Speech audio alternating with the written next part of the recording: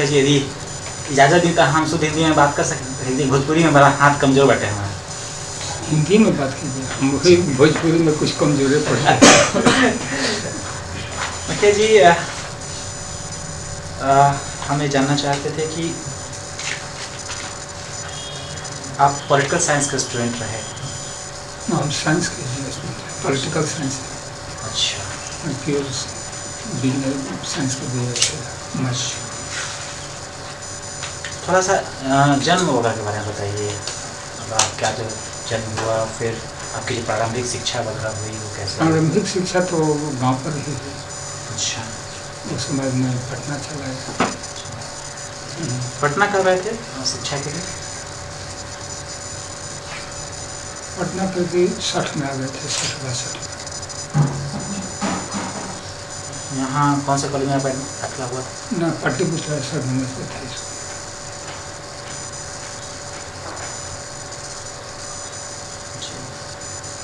वहाँ तो मैट्रिक में मैट्रिक के बाद? मैट्रिक वहीं से पास किया। अच्छा। उसके बाद जैन कॉलेज में चला गया। आरा जैन कॉलेज में ना? फिर वहाँ से पटना यूनिवर्सिटी? ना, पटना यूनिवर्सिटी में। अच्छा। तो फिर ग्रेजुएशन कहाँ से किया?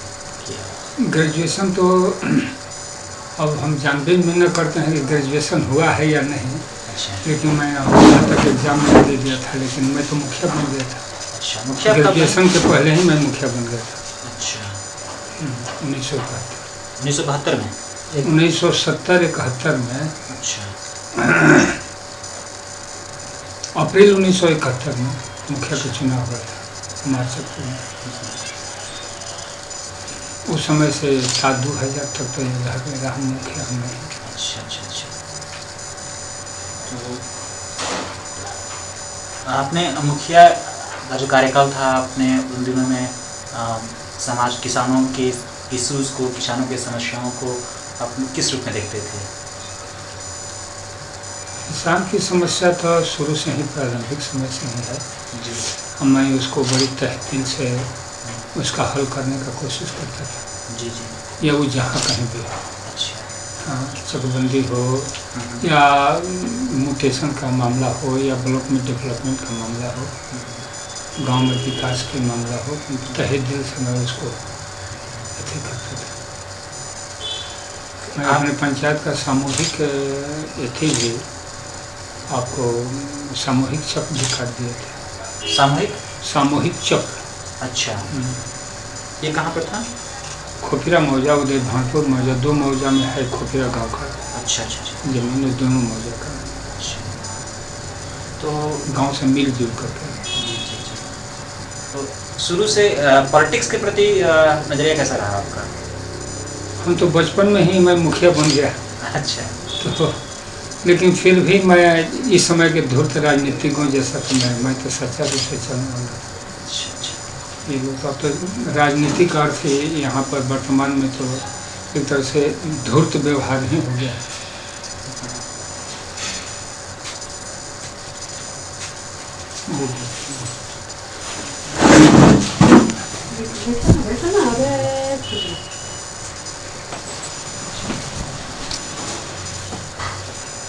जिस कालखंड में आप की बात कर रहे हैं, उस कालखंड में बिहार में पॉलिटिक्स डिफरेंट शेप ले रहा था।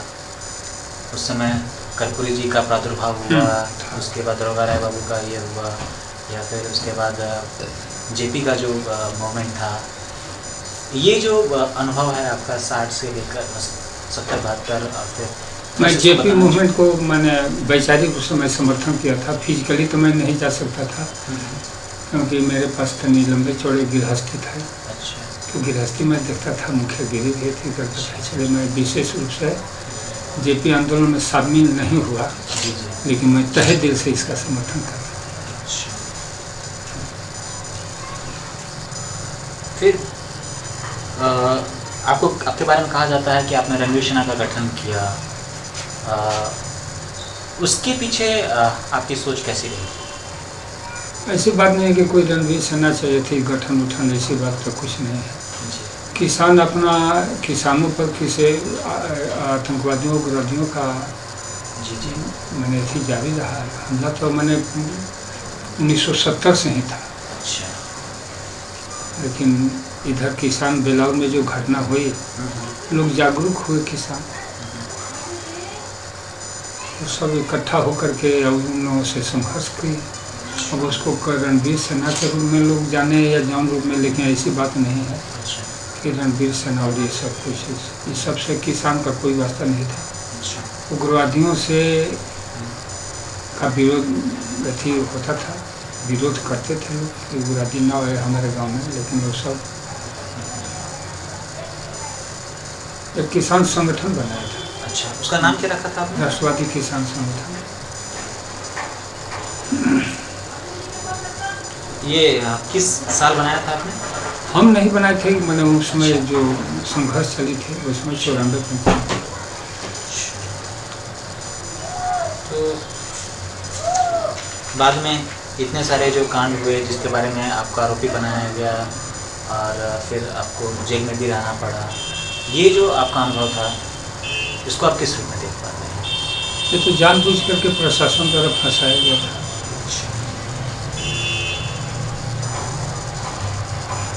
चूँकि मैं गांव-गांव में किसानों को इकट्ठा करता था, अब इस कारण लोगों को, प्रशासन को ये महसूस हुआ कि यही मैंने केंद्र बिंदु है, लेकिन ऐसी बात नहीं थी। किसान तो स्वयं जागरूक थे, स्वतः स्फूर्त संगठन बना था, बनाने की कोई ज़रूरत ही नहीं थी, क्योंकि सबको ये त्रस्त था उग्रवादियों से और साथ साथ उस समय के तत्कालीन प्रशासन से, लालू राबड़ी के शासन काल से के साथ साथ उग्रवादियों से भी त्रस्त थे। तो स्वतः ऐसी बन गया, संगठन बनाने की जरूरत ही क्या, स्वतः बना हुआ था।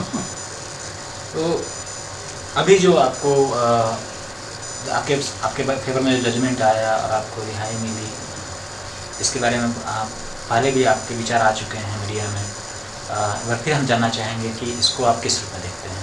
मैं तो जानबूझ करके जो मुकदमे फंसाए गए, मुकदमा अननोन में भी जैसे हो वैसे हो, ऐसे हमको लपेट दिया गया, तो भाई समय उसका तो मैंने नियति होना ही था, मैं रिहाई होना ही थी, लेकिन परेशानी हुई।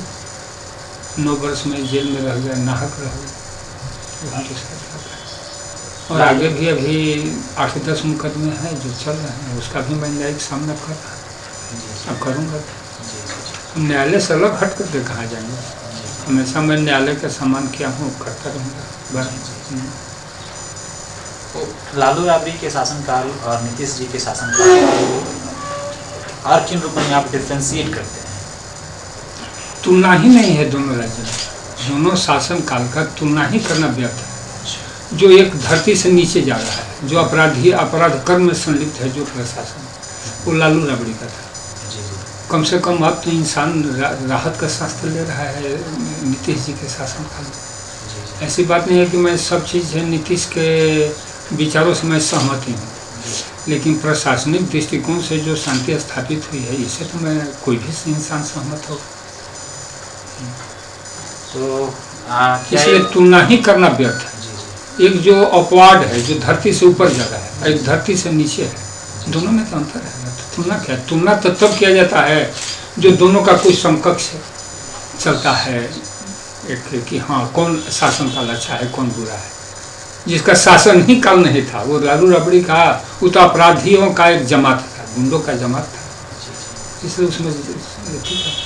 तो क्या ये आप कहना चाहते हैं कि नीतीश जी का जो कार्यकाल है वो किसानों के लिए एक स्वर्णिम युग है, क्योंकि किसान कैबिनेट का गठन हुआ? किसान के लिए, सब लोगों के लिए एक तरह से ठीक है, कोई दिक्कत नहीं है।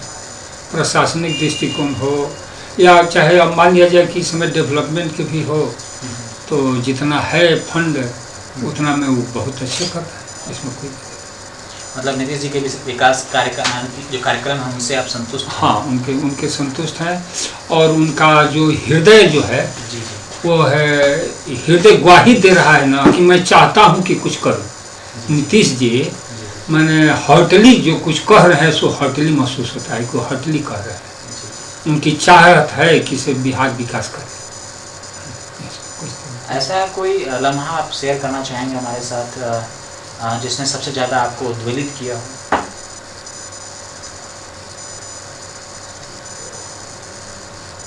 देखिए,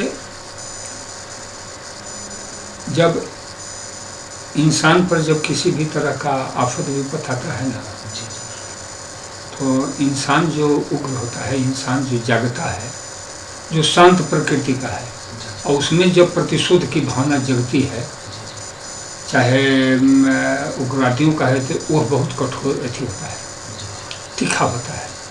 शांत जो है चित्त का इंसान हमेशा शांति चाहता है, लेकिन यदि अशांति ही उत्पन्न की जाए तो किसान जो इंसान शांति की स्थापना के लिए प्रयुक्त हुई अशांति सराहनीय है।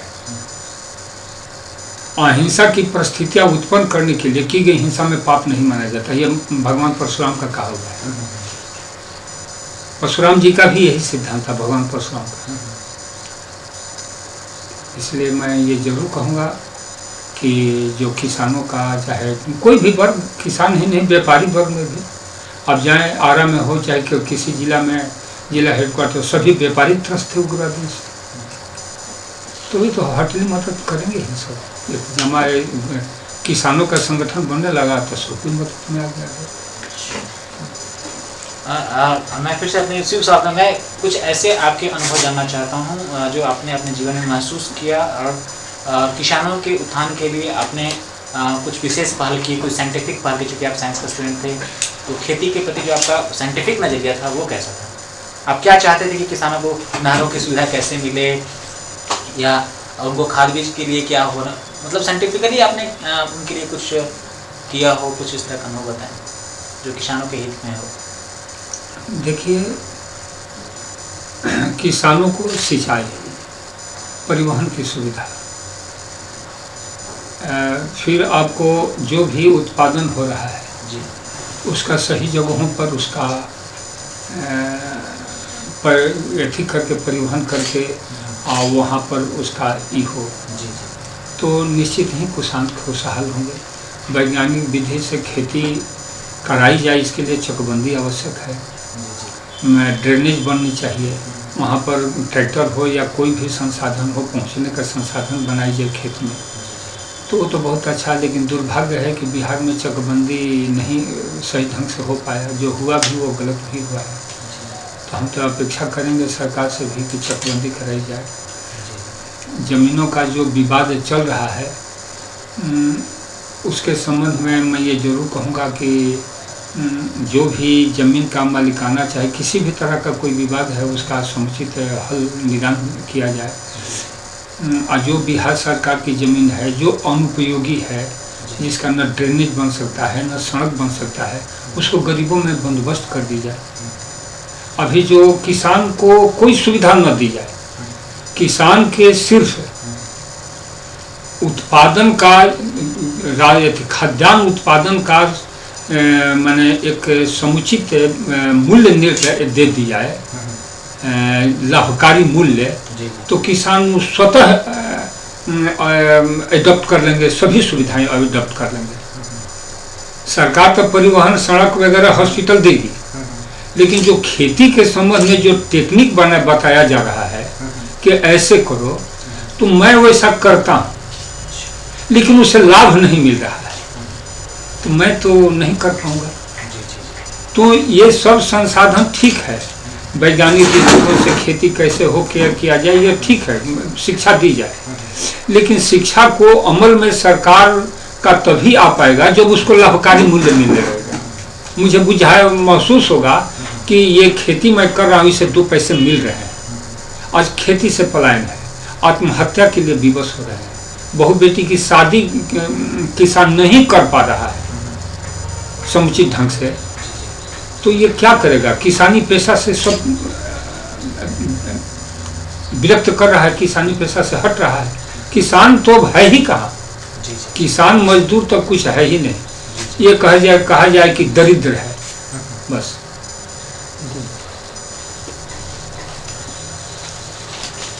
तो इसलिए किसानों की यदि किसी भी तरह की सुविधा देनी है, तो मैं ये जरूर कहूँगा कि लाभकारी मूल्य दे दी जाए, किसान सब सुविधा संपन्न हो जाएंगे। आज अभी वर्तमान में जो 1080 का निर्धारण है, कम से कम, बहुत कम होना चाहिए तो 2500 प्रति क्विंटल से कम तो होनी नहीं चाहिए। ऐसे लाभ के लिए 3500 3000 प्रति क्विंटल धान का मूल्य होना चाहिए, लेकिन 2500 से प्रति क्विंटल से किसी कीमत पर कम नहीं होनी चाहिए। अब बिहार में वामपंथ दम तोड़ने लगा है।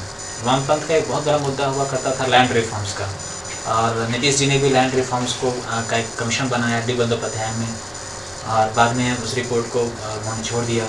क्या आपको लगता है कि बिहार में लैंड रिफॉर्म्स की रिक्वायरमेंट है? मैं तो ये समझता नहीं है कि कोई जमीन की कोई खास विवाद है। अच्छा,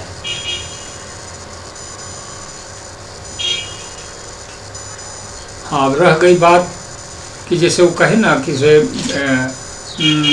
बिहार सरकार की अनुपयोगी जो जमीन है जी जी, उसको गरीबों के बीच में बंदोबस्त कर दी जाए, जहाँ न सड़क है न जा सकता है, जिसके अथी से न ड्रेनेज निकल सकता है, वैसे जगहों पर, या नहीं विद्यालय बनाया जा सकता है, तो वैसे जगहों पर मैंने उसको बंदोबस्त कर दी जाए। और मैं चाहता भी हूँ एक समस्या खत्म हो जाए, और ये खत्म होगा तो चकबंदी के माध्यम से खत्म होगा।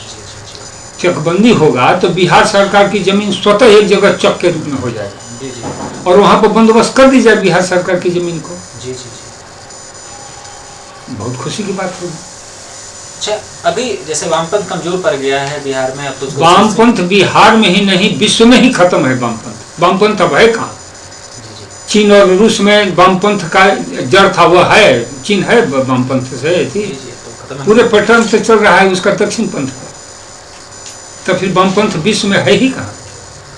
बिहार में जिस तरीके से इसके पांव उखड़ने लगे हैं, उसको देखकर उसके क्या कारण, मतलब उसके गलत सिद्धांत है, गलत कर्म है, सही कार्यक्रम नहीं है, गरीबों के हित की बात करता है, और गरीबों के सिर्फ अहित की ही काम करता है। ये कैसे गरीब उसके प्रति अट्रैक्ट होंगे? मान लिया जाए कि कहता है कि मजदूरी बढ़ाई जाए, बहुत खुशी की बात है। अभी जो वर्तमान में 144 रुपया निर्धारित है मजदूरी, यह अपर्याप्त है।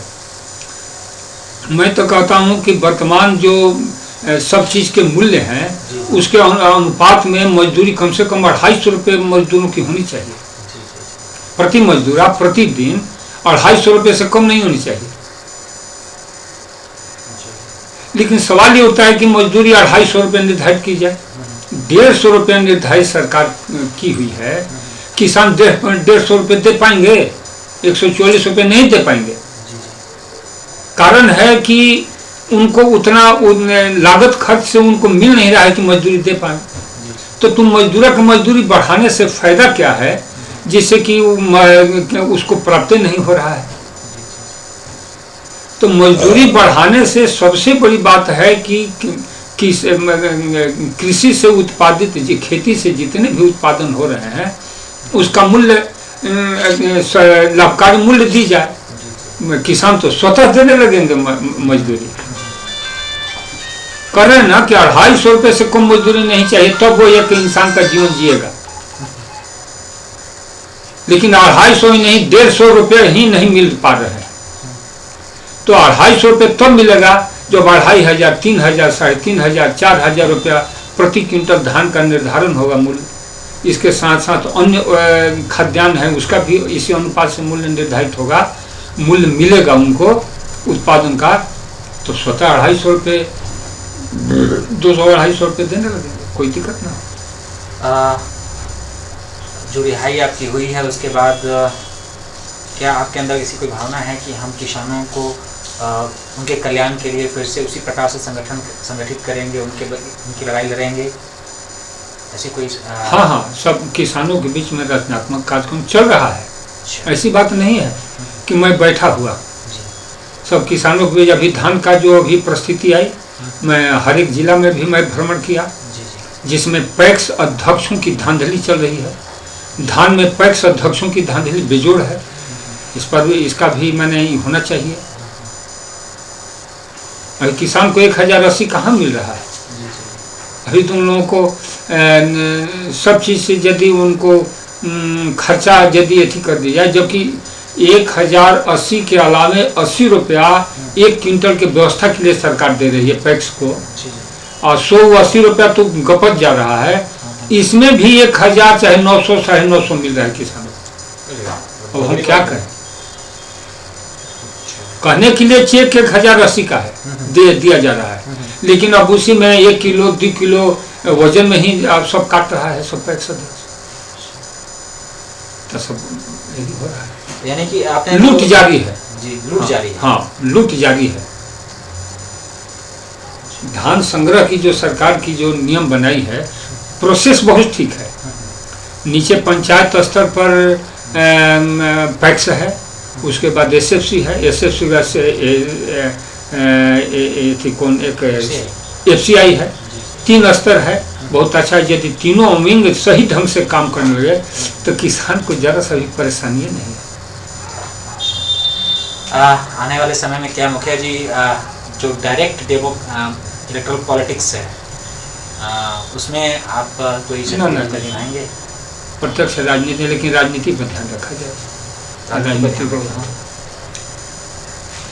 अब यहाँ पर एमएलए फंड समाप्त हो गए, एमपी फंड भी समाप्त होनी चाहिए।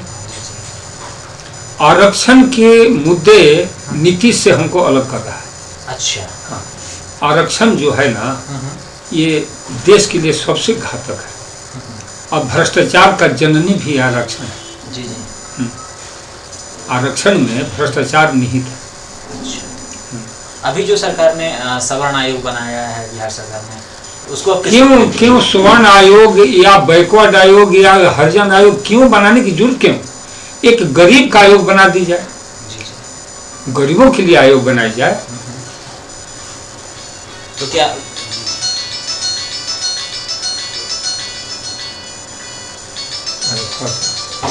हाँ, हेलो। हाँ बेटा, हाँ बेटा, हरिओम।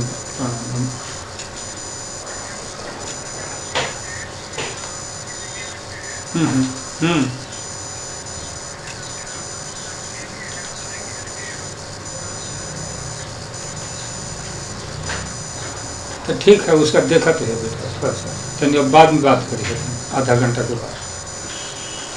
जी, आप बता रहे सवर्ण आयोग के बारे में बता रहे थे कि सवर्ण आयोग हो या बैकवर्ड आयोग हो, हरिजन आयोग गठन करने की क्या आवश्यकता है? गरीबों की भलाई करनी है ना, ये किसी भी जाति का है। गरीब होता है, या फॉरवर्ड में हो या बैकवर्ड में हो, हरिजन में हो, तो उसके हित के लिए गरीब का ही आयोग क्यों नहीं निर्धारित किया जाए? यदि रिजर्वेशन तो होनी ही नहीं चाहिए, लेकिन रिजर्वेशन आरक्षण देना ही है तो गरीबों को दी जाए। हमारा तो हम आरक्षण के हिसाब से मैं समाज को मैं 5 भागों में बांटना चाहता हूँ। जी जी, कौन कौन सा?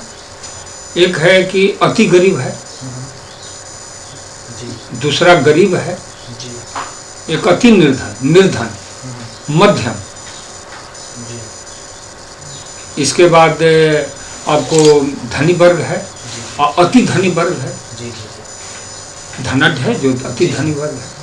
ये 5 भाग हो गया। तो उसमें सबसे अति जो निर्धन है वर्ग, सबसे निचला स्तर पर पावदान पर, उनको आरक्षण के साथ साथ आरक्षण दी जाए। गरीब और अति गरीब, निर्धन और अति निर्धन 2 वर्ग हो गए नीचे में, तो दोनों का आरक्षण दी जाए। लेकिन अति निर्धन को एक विशेष सुविधा दी जाए कि जितने भी बाल बच्चे हैं उनको एडॉप्ट कर लिया जाए। सरकार उनको अपना पुत्र समझ करके उनकी टोटल व्यवस्था करे। जी जी, हमारा यही कहना है। तो उससे क्या होगा कि वो लड़कों को जो भी सुविधा देना है वो दो तुम। तो क्या आपको लगता है कि सवर्ण आयोग का गठन करके नीतीश जी ने एक पॉलिटिकल स्टंट किया है? नहीं, कोई भी चीज तो पॉलिटिकल स्टंट है ही।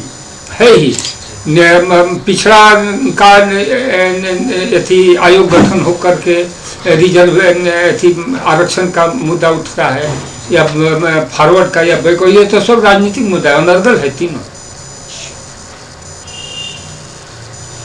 मुखिया जी, आपने हम लोगों से बातचीत की, इतना समय दिया, बहुत बहुत धन्यवाद। Thank you. आप लोग कौन मीडिया के हैं? मैं फॉरवर्ड पेज दिल्ली से हूँ। फॉरवर्ड पेज हम लोग की एक मैगजीन है। फॉरवर्ड पेज प्रेस प्रेस जी, फॉरवर्ड प्रेस जी जी। ये हम सुना नहीं